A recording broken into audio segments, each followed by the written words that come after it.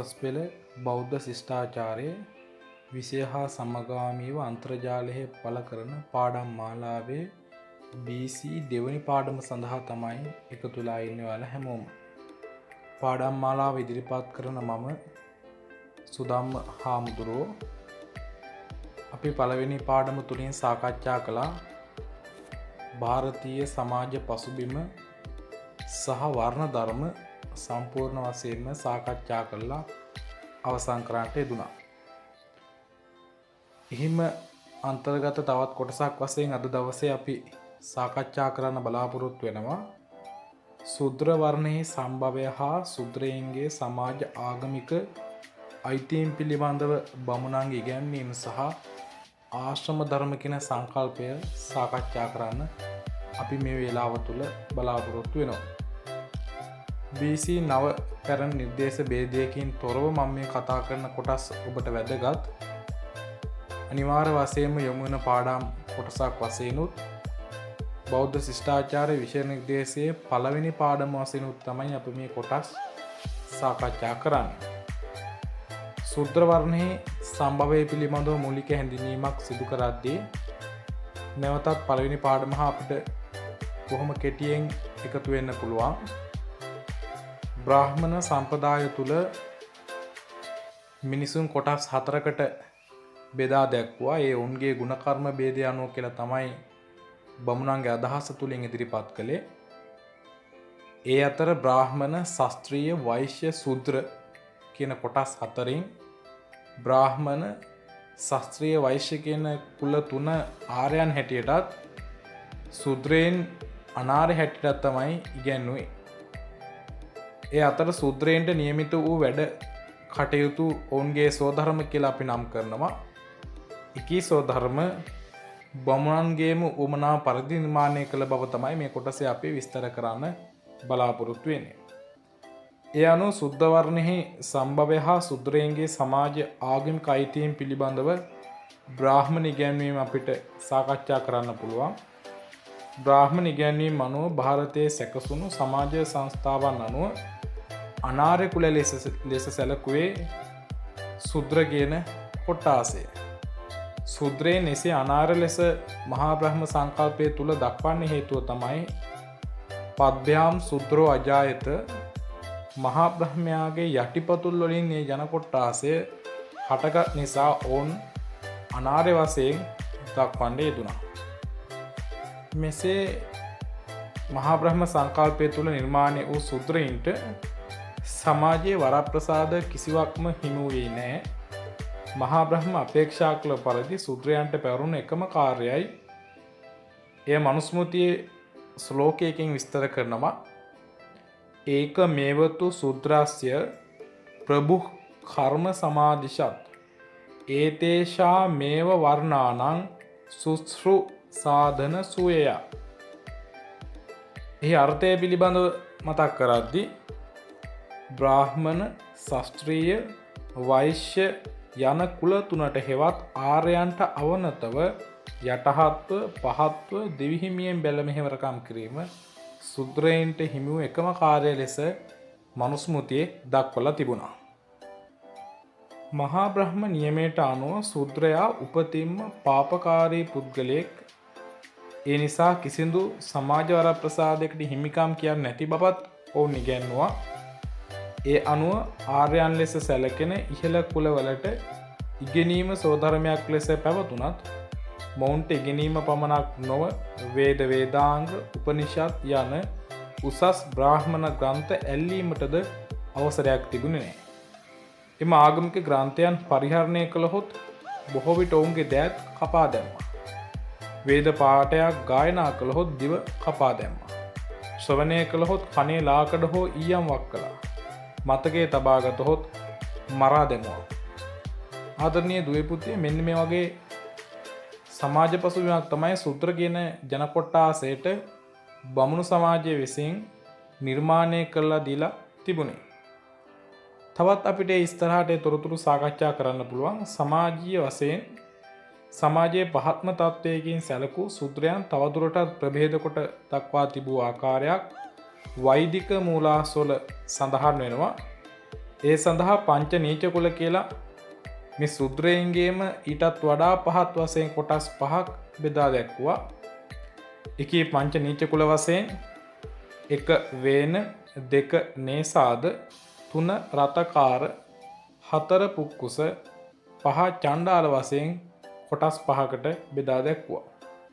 කිසියම් සුද්‍රයෙක් මේ අනුව කිසියම් සුද්‍රයෙක් තමන්ගේ ස්වාමියාටසේ සේවය කර මුදා හැරියද සුද්‍රයා 16කු මිස දාස බවින් නොමිදේ යන මතයම වුණු සමාජගත කළා. ජන්මයෙන්ම 16කු වුණු ඔහුව මුදා හැරීමට සමත් කිසිම අයෙක් නැති බවත් ඉගැන්වුවා. මේ ඉගැන්වීම පොඩ්ඩක් අපිට සරලව මතක් කරන්න පුළුවන්. ඒ තමයි යම්කිසි සුද්‍රයෙක් හිතන්නකෝ රටේ රජතුමා ගාව වැඩ කරනවායි කියලා. එහෙම නැත්නම් අගමැති ගාව වැඩ කරලා යම්කිසි කාලයක් වැඩ කළාට පස්සේ ආයේ සේවයෙන් විශ්‍රාම යනවා. එහෙම නැත්නම් ඉවත් කරනවා. වර්තමාන සමාජයේ ගාව ජනාධිපතිගේ ලේකම් වුණොත් එයා ඒ තනතුරින් ඉවත් වුණත් ලොකු පිළිගැනීමක් තියෙනවා. අගමැති ගාව වැඩ කරලා එයා විශ්‍රාම ගියොත් ඒතනින් ඉවත් වුණොත් එයාට සමාජයේ ඉහළ පිළිගැනීමක් තියෙනවා.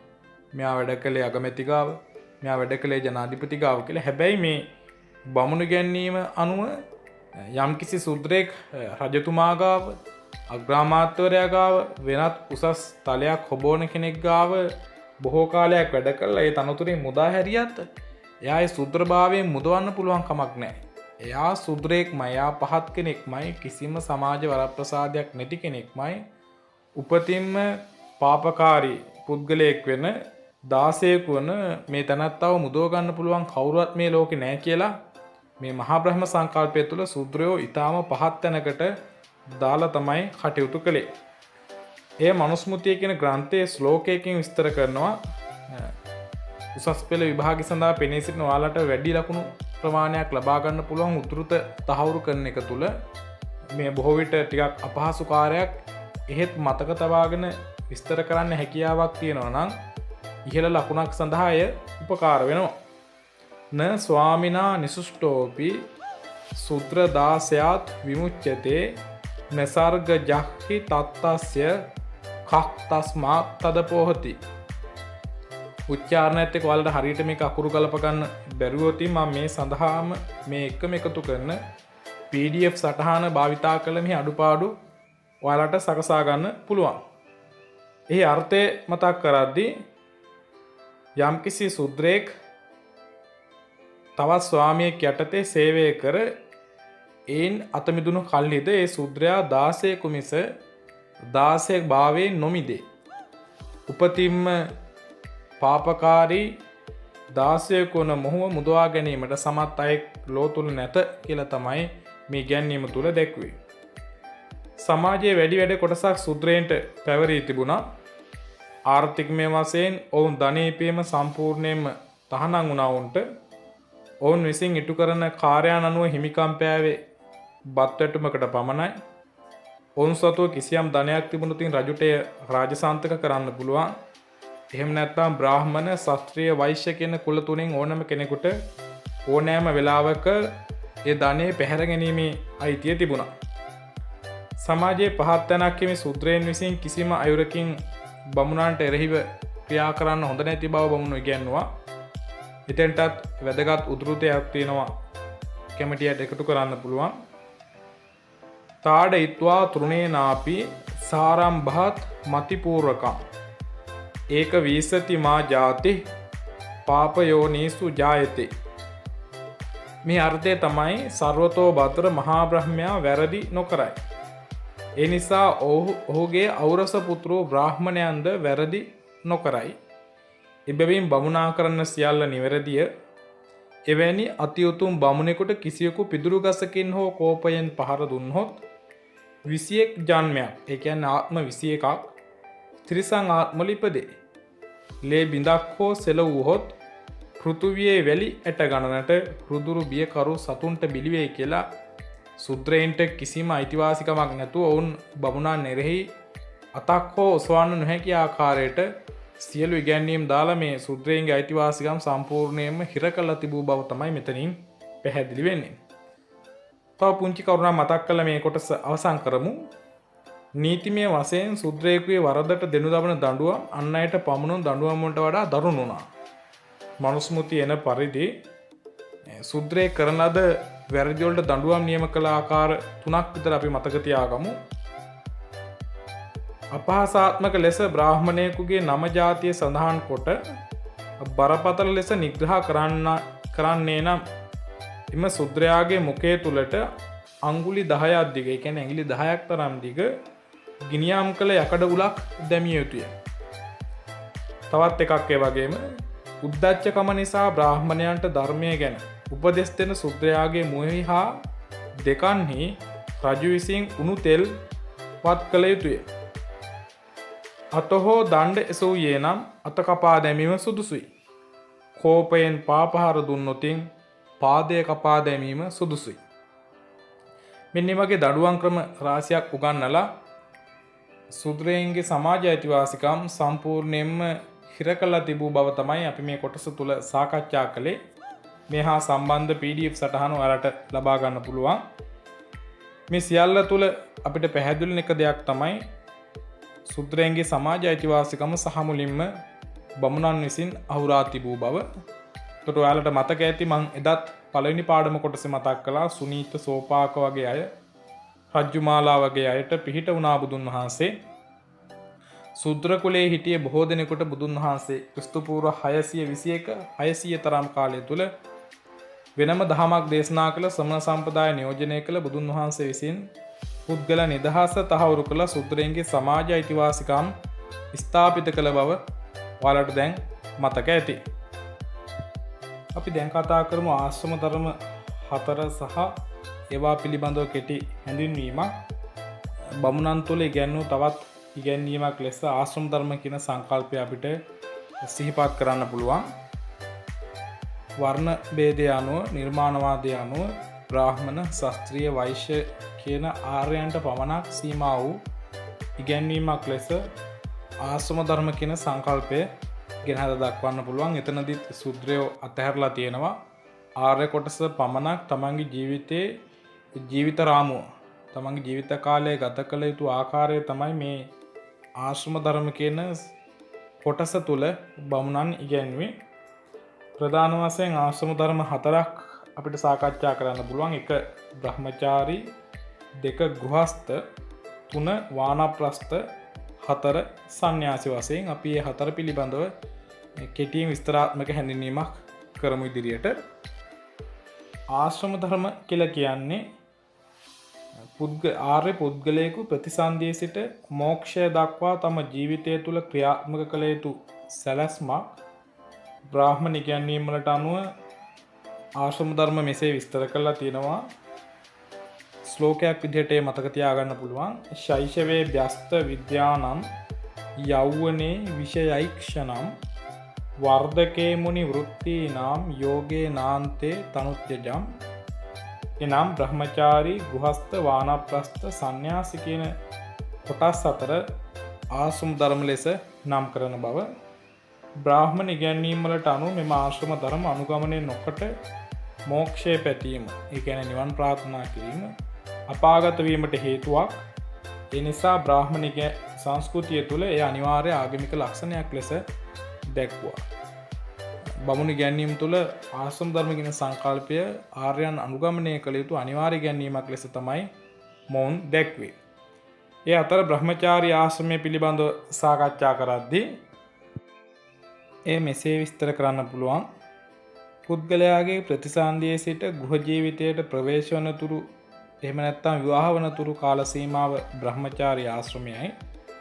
මෙම කාලය තුළ පුද්ගලයාට හිමි විශේෂම කාර්ය අධ්‍යාපනය ලැබීම.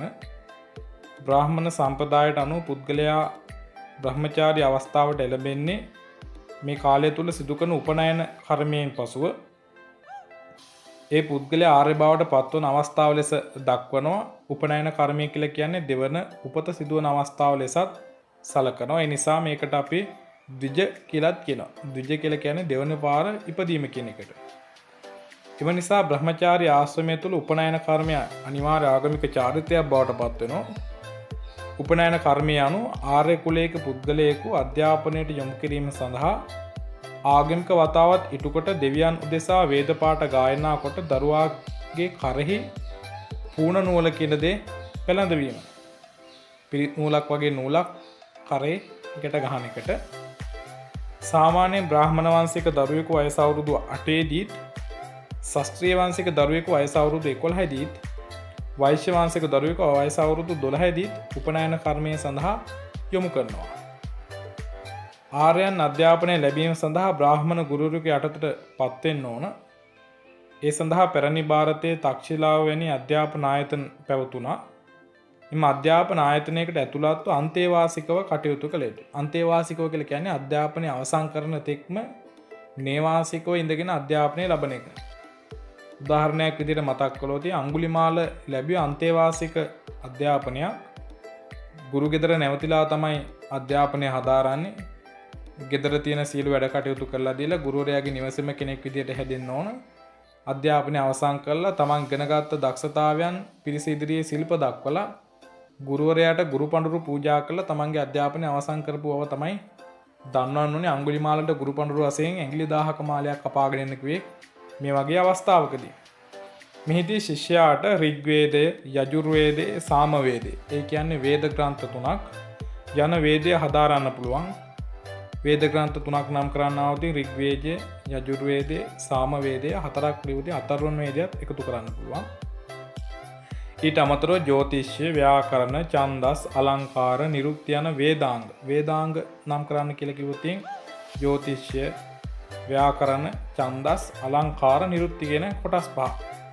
ඊට අමතරව ධර්ම ශාස්ත්‍රය, තාරකා ශාස්ත්‍රය, අර්ථ ශාස්ත්‍රය, ගණිතය, සාහිත්‍ය යන හැම දෙයක්ම මේ ගුරු ගෙදර තුර ඉගෙනුවා.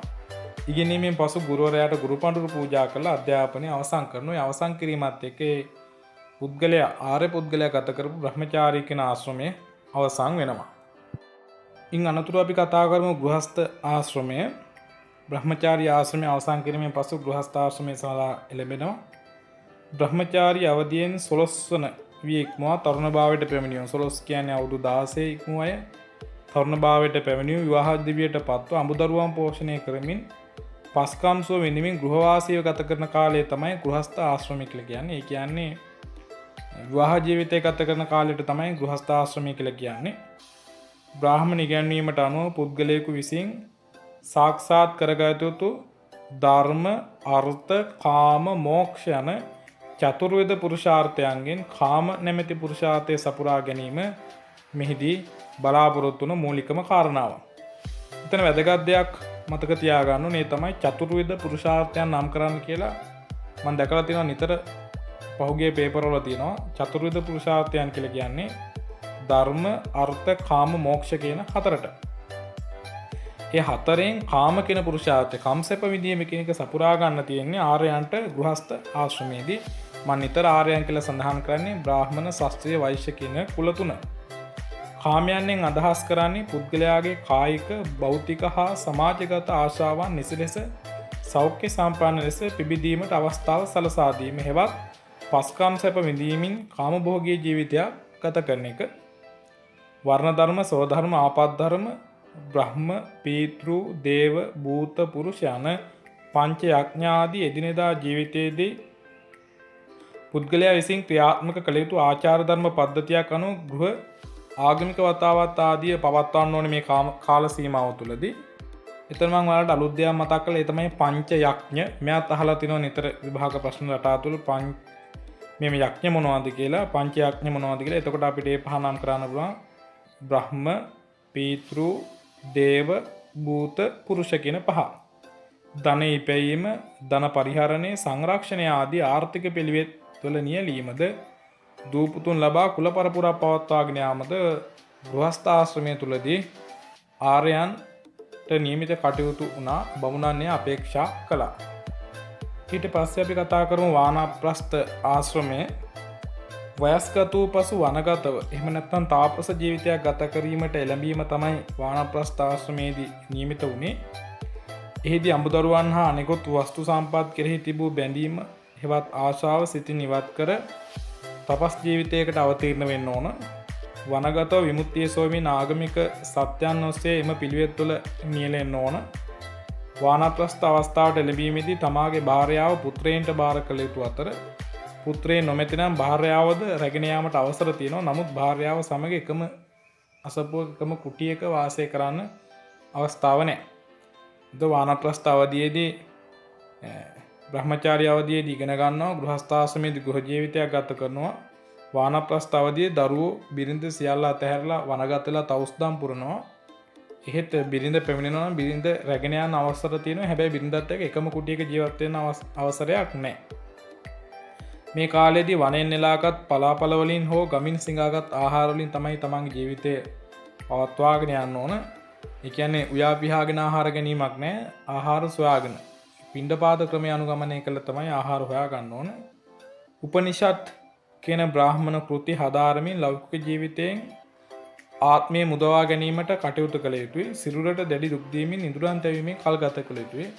බුදුදහම තුළ මේ විවේචනයට දක්වන ආකාරය ඇහුවොතින් එහෙම වානප්‍රස්ථ ආශ්‍රමයේ බුදුදහම විවේචනයට ලක් කරනවා කියලා මෙයාලා දැන් කියන්නේ ජීවිතයේ හොඳම අවධිය. බ්‍රහ්මචාරී ගෘහස්ත කියන්නේ ජීවිතයේ තරුණ ජව සම්පන්න අවධිය. අර කාමභෝගී ජීවිතයට කැප කරලා කිසිවක් කර කියා ගන්න බැරි කාලය තුල තමයි මේ ඔය මහා බ්‍රහ්මයා ගාවට යන පින්දහම් සිද්ධ කරන්න යහපත කරන්න කියලා ඉගැන්වෙන්නේ. එතකොට යම් කිසි කෙනෙක් ගෘහස්ථාශ්‍රමයේදී මරණයටපත් වුණොත් බ්‍රාහ්මණ අවධියේදී බ්‍රහ්මචාරී අවධියේදී මරණයටපත් වුණොත් එහෙම එයා මරණයෙන් මතු වෙන්නේ මොකද්ද කියලා ඉගැන්වීමක් නැහැ. එතකොට එයාගේ ජීවිතයේ මහා බ්‍රහ්මයා ගාවට යෑමක් පිළිබඳව නැහැ. සහ යහපතක් කරගන්න කාලයක් නැහැ. ඒ නිසාම බුදුදහම තුල ඒ සංකල්ප බැහැර කළා. බුදුදහම තුල ඉගැන්වුවේ නිතර පින්දහම් කරන තමන්ට පුළුවන් ඉඩ ලැබෙන හැම අවස්ථාවකම පින්දහම් කරන්න කියලා තමයි බුදුදහම තුල ඉගැන්වුවේ. ඒ නිසා මේ බ්‍රාහ්මණ ඉගැන්වීම් තුළ එන ඉගැන්වීම් ප්‍රායෝගික නැති නිසා බුදුදහම තුළ නිතර මේවා බැහැර කළා. අපිට කතා කරන්න තියෙන්නේ අවසාන ආශ්‍රම ධර්මයේ සන්න්‍යාසී ආශ්‍රමය. බ්‍රහ්මචාරී ගෘහස්ත වානප්‍රස්ථ ගත කළාට පස්සේ අවසාන ආශ්‍රමය තමයි සන්න්‍යාසී ආශ්‍රමය. ඒ කියන්නේ ජීවිතේ බොහෝ කාලයක් ගත වූායින් පසු එන අවධියක්. ජීවිතයේ අවසාන භාගයේදී තවුස්දම් අතහැර අනගාരിക යෝගී ජීවිතයක් ගත කළ යුතුයි. අර තවුස්දම් ආහාරයෙන් හොයාගෙන ගන්න එකත් අතහැර දාලා අනගාരിക බිරිඳත් එක්ක එකම අසපුවක නෙවෙයි බිරිඳ සම්පූර්ණයෙන්ම අතහැරලා තනියම ජීවත් වෙන්න ඕන. පූර්ණ ආගමික ජීවිතයක්, සම්පූර්ණයෙන්ම ආගමික වශයෙන් ගත කරන ජීවිතයක්, ඒ වගේම අල්පේච්ඡ ජීවිතයක්.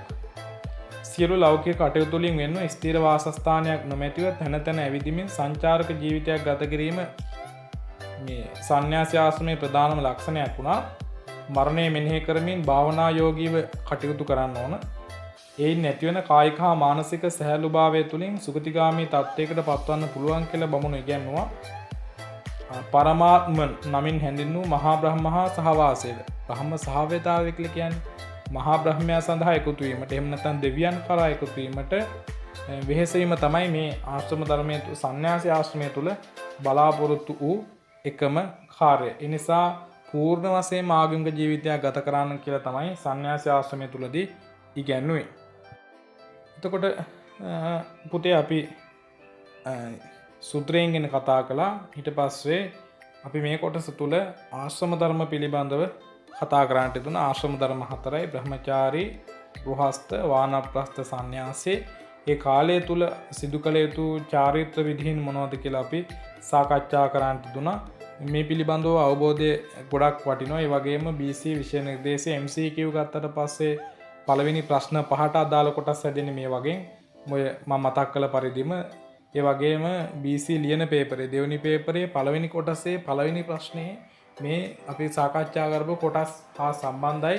මම පළවෙනියෙන් සඳහන් කළ ಭಾರತೀಯ සමාජ පසුබිම පළවෙනි වීඩියෝ එකේ ගොඩක් වටින වීඩියෝ එකක්. ඊට පස්සේ මේ කතා කරපු කොටසත් ගොඩක් වටින පාඩම් කොටසක්. ඒ නිසා ඔයාලගේ දැනුම වෙනුවෙන් මේ කොටස් අධ්‍යයනය කළා යම් උද්ෘත කොටස් අර මම මතක් කළ ගාථා වගේ දේවල් මතක තියාගන්න පුළුවන් නම් ගොඩක් හොඳයි. මේ සමගම එකතු කරලා තියෙන PDF සටහන භාවිතා කරලා ඔයාලගේ නෝට් එකත් හදාගත්තා නම් සම්පූර්ණ ඉහළ ලකුණක් සඳහා ගමන් කරන්න මේ කරුණු උපකාරී වෙන ඇති. හැමදෙනාටම ජයග්‍රහණය ලැබේවා කියලා ප්‍රාර්ථනා කරනවා.